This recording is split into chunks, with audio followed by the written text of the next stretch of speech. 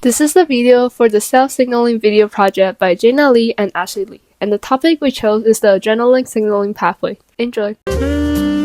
Adrenaline is a hormone that is released during emergencies or exercise. It is important because it gets the body ready for physical exertion, and it is also responsible for the fight or flight response, which is a crucial survival mechanism. However, it is also released when you're startled by something that isn't life-threatening, and your stomach may hurt afterward because part of the fight or flight response includes slowing down to even pausing digestion. Other parts of the fight or flight response include opening up airways to let more air in and out, increasing blood pressure as well as heart rate, and etc.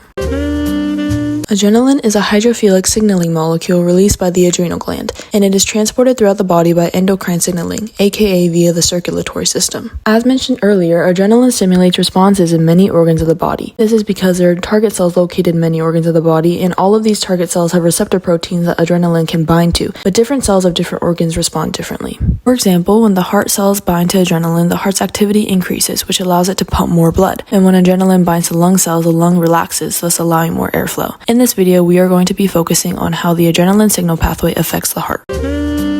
A stimulus begins the process. For example, when you suddenly see a spider on your arm, you are startled. Seeing the spider is a stimulus. The stimulus causes the signaling cells in the adrenal gland to release adrenaline. The adrenaline will travel via the bloodstream to the target cells in the heart. The target cells have receptor proteins, which are transmembrane proteins that have an extracellular domain, aka the binding site, transmembrane domain, and an intercellular domain that will initiate the signal transduction pathway. The binding site is in the extracellular space because adrenaline is hydrophilic. Therefore, it cannot cross a lipid bilayer that's made up of mostly hydrophobic molecules. Once adrenaline binds to the receptor protein on the target cells in the heart, the receptor protein will bind to a nearby G protein, and the G protein will replace its GDP molecule with a GTP molecule and become activated. The activated G protein will split into two subunits. The subunit with the GTP will bind to activated target protein called adenylyl cyclase, which will convert ATP to CAMP, short for cyclic adenosine monophosphate. CAMP is a second messenger that will amplify the message, and it will do so by activating enzymes called kinases. Kinase catalyzes the transfer of phosphate groups to help activate proteins that increase the activity of the heart that allow for more pumping. This phenomenon, where a small amount of signaling molecules is amplified to trigger a bigger cellular response, is called signaling cascade.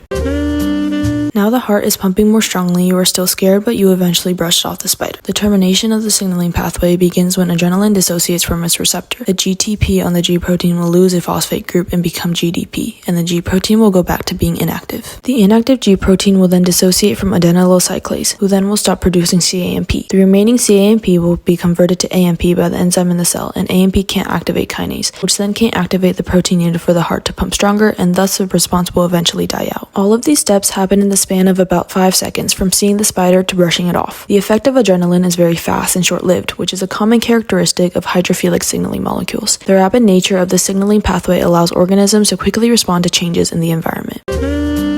Adrenaline is an example of an endogenous ligand, the term for a signaling molecule. This means that adrenaline is produced inside the body. Exogenous ligands are signaling molecules that originate from outside of the body. Examples including drugs made by pharmaceutical companies that have learned to mimic and synthesize these compounds, and compounds that come from plants that have evolved to have chemicals that interact with animals' organs as a chemical defense to protect themselves from being eaten. Extract from leaves of feature plants have been used in traditional medicine to treat breathing difficulties. The chemical structure of a feature extract is similar to adrenaline, allowing it to bind to the receptor on the target cells within the lung and trigger that signal transduction pathway to open up the airway to facilitate breathing. A feature extract is an example of an agonist, meaning it will cause a response when it binds to a receptor, while an antagonist will inhibit a response when it binds to a receptor. Pharmaceutical researchers identified chemicals in a feature extract that act as agonists for adrenaline receptors in the airway and created the drug known as albuterol, which can be found in inhalers for people with asthma and other lung conditions.